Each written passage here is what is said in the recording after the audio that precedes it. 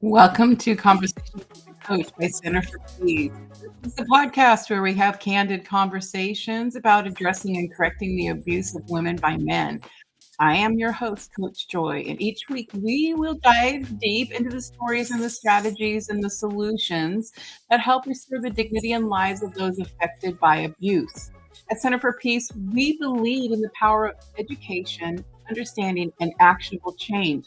And we'll be talking with survivors and experts and advocates as we go through the different podcasts and lives that we hold to address this issue and to understand that making amends is and correcting abuse is a doable thing. We have the platform for voices that need to be heard and stories that need to be shared. Together, we aim to foster a supportive community where we will not only discuss the impacts of abuse, the truth about abuse, but also focus on the steps that are necessary to heal, empower, and restore dignity. Just as we explore these complexities of abuse and challenge all these societal norms that perpetuate it, we also understand and see the humanity in all people. And we want to highlight the incredible resilience and strength of both. This is more than just a conversation. It is about inspiring change and creating a safer, more respectful world for everyone. So thank you for tuning in. Let's get started.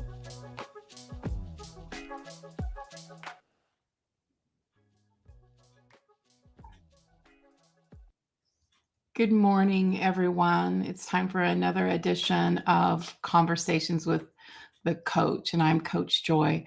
I wrote a blog post this last weekend that went out to all of the subscribers. So if you're not on my subscriber list, please jump over to the website www.cenfp.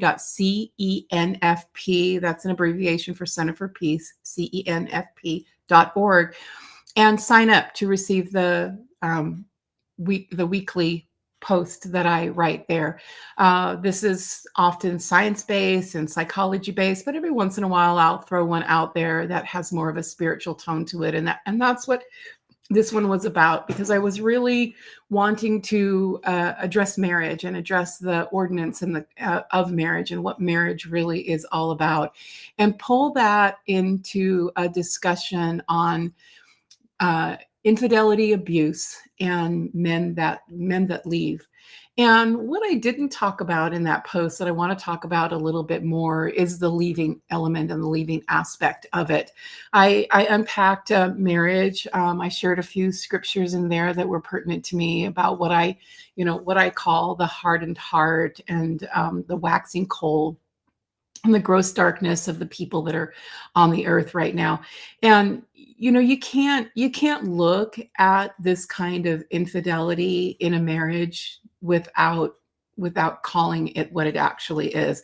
We've got such cute little idioms that we say, cute little phrases that make these egregious behaviors just sound so cute, right? Like, oh, he had an affair. Well, doesn't that sound exciting? Like, wouldn't we all want, have something, that sounds like an affair and sounds really cute? Or, oh, she's my work wife, right? Like, that's just sounds like she's just such just a help at work and such a great, work buddy to have. No, that's disgusting. That's not even funny, especially to a wife who's been betrayed.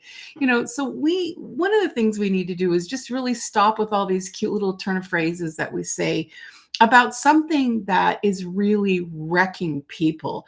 The cost of infidelity within a marriage is one of the most exponentially human caustic actions that transpires in our world.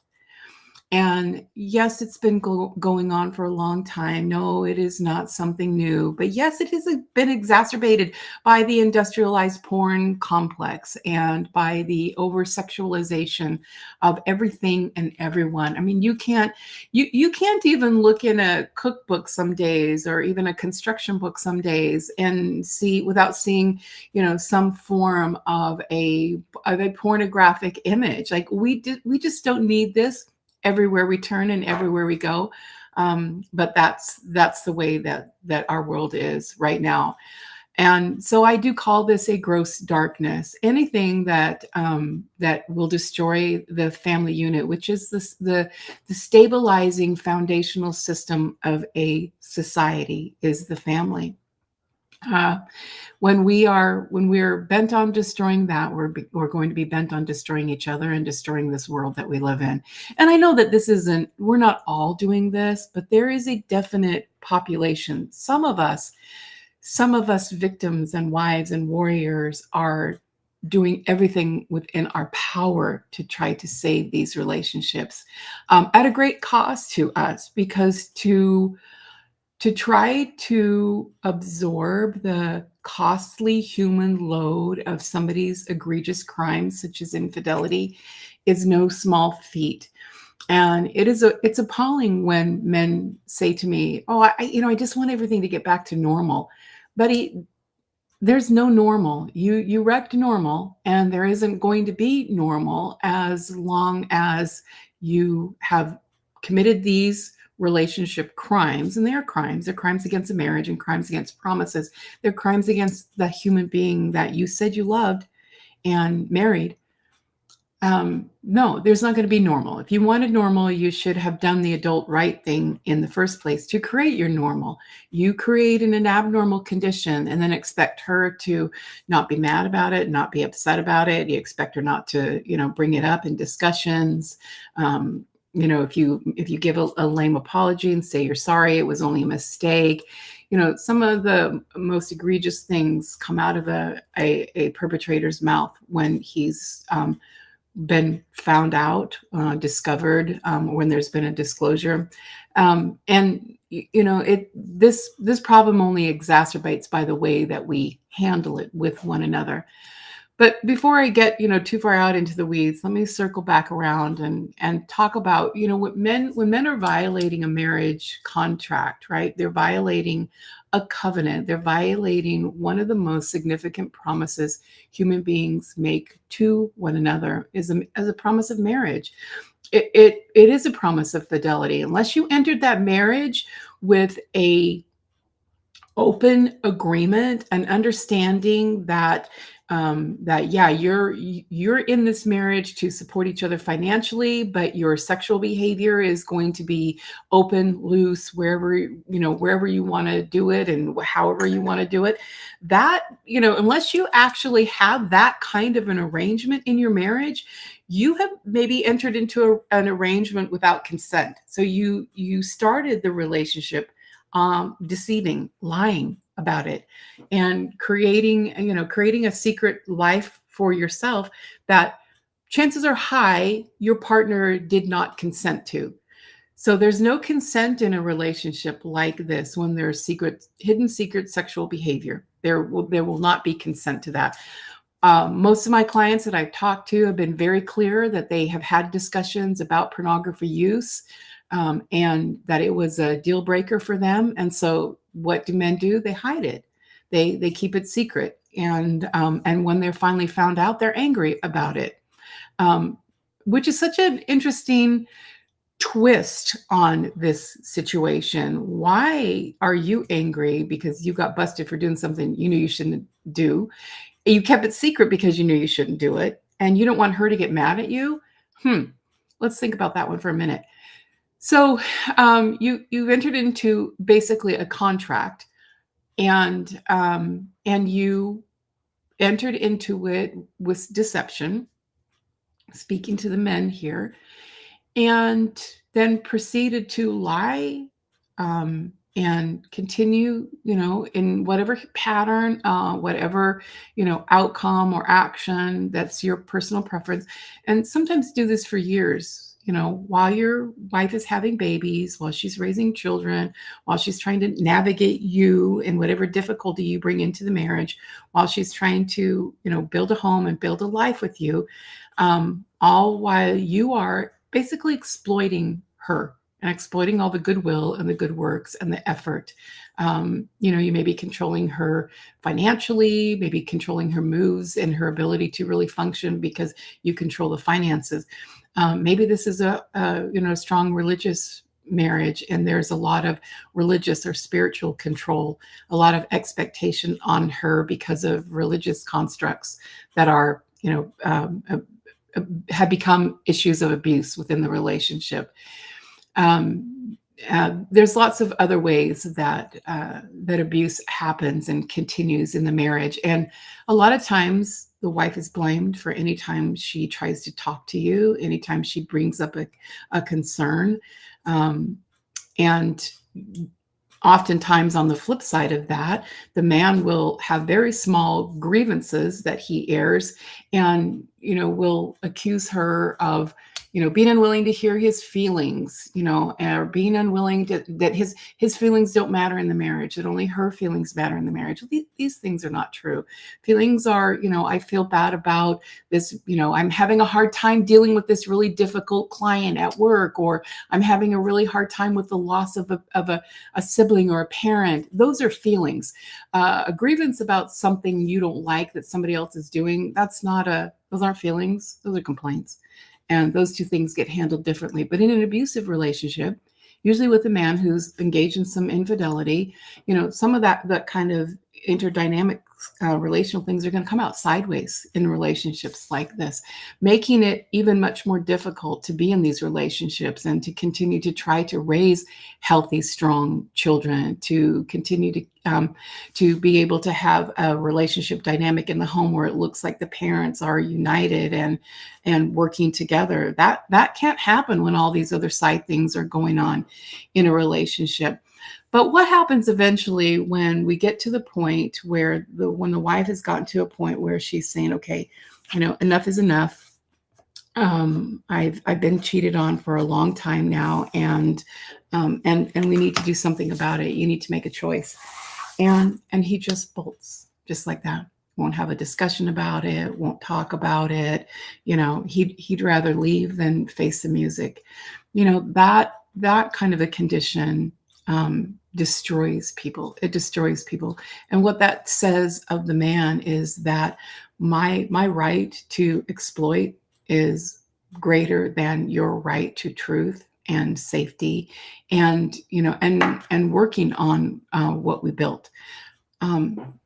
The other kind of a scenario is men that leave and come back and leave and come back, and so you're constantly in this high and low of state of hope and state of despair. And this happens with men who they light off really fast when they get disclosed, and they fire off and get mad and leave real quick, and then come to their senses and then come back with their tokens of apologies or whatever. And and they might be able to manage it for a little while, but they'll go back to the behavior, they'll go back into anger, they'll go back into blame, they'll go back into not being willing to take responsibility. And so we'll do this kind of ping pong thing back and forth, with the coming and going. And that is also extremely difficult on our physical and emotional and psychological well-being as a human being.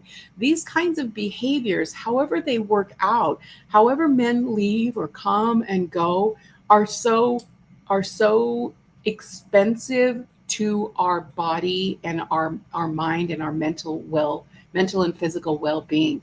There's a balance system that needs to happen between our brains and our bodies in order for us to be stable human beings. And when we're in that constant whiplash from a relationship, and whether the guys are leaving or not, sometimes this can happen, before an exit, but this constant back and forth with abuse and, trying to get things to stabilize, and then another abuse event and trying to get things to stabilize, extremely, extremely costly. And women are developing autoimmune cancer, just diabetes, heart disease, just incredible physical illnesses as a result of this. So when I say this is a crime against humanity, and when I say this is an extremely costly human exchange, that we really need to take a look at, and start to get into our social systems and our communities and our families and really take a look at this. The only place that this is ever going to get any help and get any shift any gears here is for us to really, as a human race, take responsibility for this wrong. Now, if you men want to go ahead and go live like that, this shine on. I'm sure there's a lot of other single women out there. And ladies, I'm going to speak to those that may hear this podcast. If you are the other woman, please do your due diligence to ensure that he's not married. He's going to lie about it. He's not going to wear his ring. Sometimes he does wear his ring. Some of these guys don't even really care. Sometimes they'll say divorced when they're not. Please do your due diligence, because you are contributing. You are not.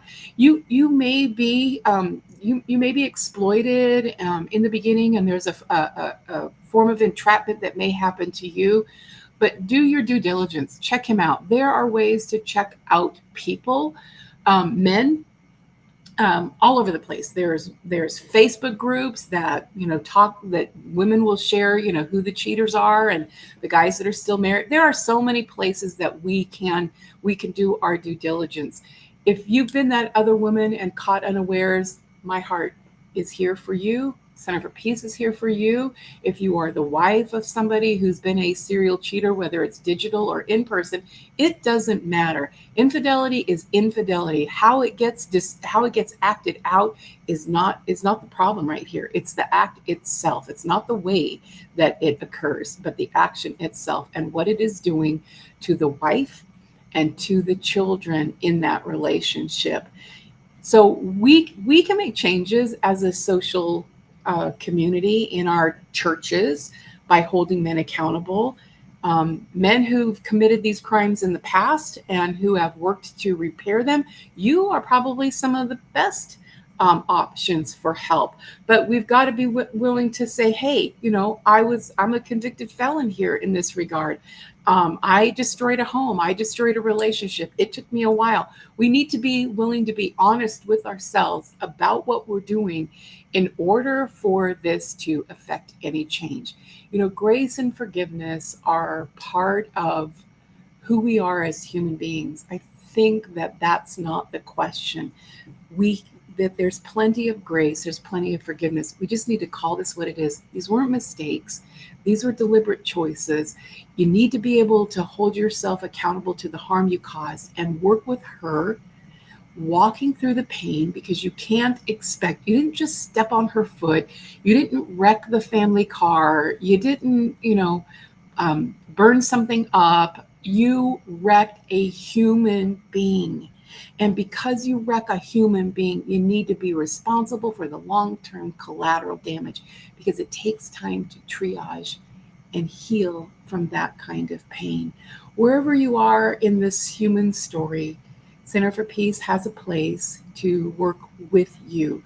Our mission is about restoring dignity. Our mission is about seeing truth, speaking truth, living in truth, and taking care of one another. We all live on this planet together, and we can live on this planet in a kind, loving, healthy way.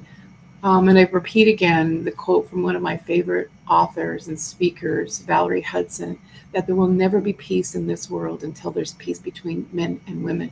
This is a male and female issue, and we need to work on it together. And I hope that my message today hits places with those of you who are looking for help, those of you who are in the middle of it, and this is very hurtful. My heart is here for you as well. I hear you. I see you. I know what you're going through. And I'm available at Center for Peace, and my other coaches are available at Center for Peace to help you with this. Thank you for listening today, and we'll be back again next time for another episode of Conversations with a Coach.